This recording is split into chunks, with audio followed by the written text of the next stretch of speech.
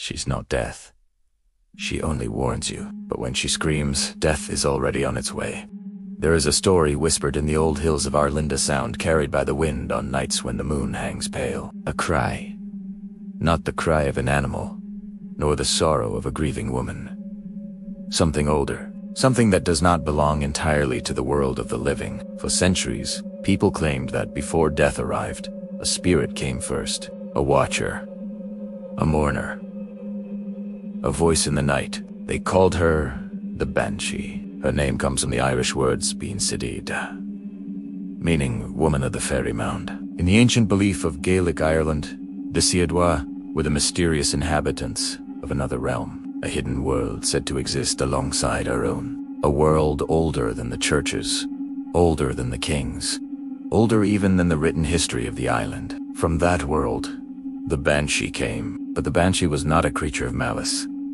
She did not cause death, she warned of it. In medieval Ireland, families who heard a cry believed that someone in their household would soon pass from this world. The sound was impossible to forget, a long, piercing wail that seemed both human and unearthly. Those who heard it said it froze their very blood. Some described it as the cry of a grieving mother. Others said it sounded like many voices layered together, as if generations of sorrow had gathered into one terrible, singular chord. But the strangest part of the legend is this. The Banshee did not appear for everyone. She came only for certain families. According to Irish folklore, she was connected to the ancient Gaelic bloodlines families whose names carried deep roots in the island's history. Names like O'Neill, O'Brien, O'Connor, O'Grady, and O'Do. These were old clans whose history stretched back through centuries of kings, warriors, and poets. For them, the Banshee was not merely a ghostly rumor. She was a family spirit, a herald of death, or perhaps a guardian of memory.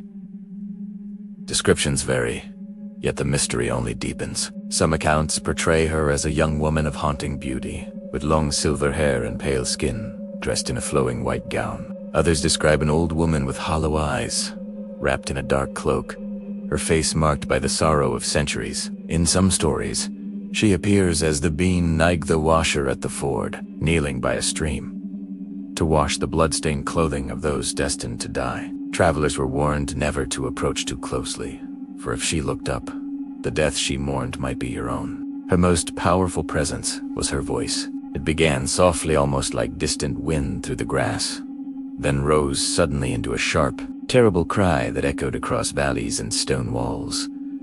Dogs would howl, birds would fall silent, and those who heard it knew that somewhere nearby, death was already on its way. In an age when life was often uncertain, stories like these offered a strange kind of comfort. If death had a messenger, then perhaps it was not entirely chaotic. Perhaps someone or something was watching. Some believe the legend stems from the keeners, professional mourners hired to perform ritual laments at funerals. Over time, as traditions blended, these human mourners transformed in the imagination into something supernatural. Their sorrow became eternal. Today, while modern cities and electric lights have changed Ireland, the stories have never truly disappeared. Even now, in remote parts of the countryside, some still claim that on certain nights, the wind carries a sound that does not belong to fox or owl. Perhaps it is only the wind, or perhaps the old stories were never entirely wrong, because legends like the Banshee are about something deeper. They remind us that for most of human history,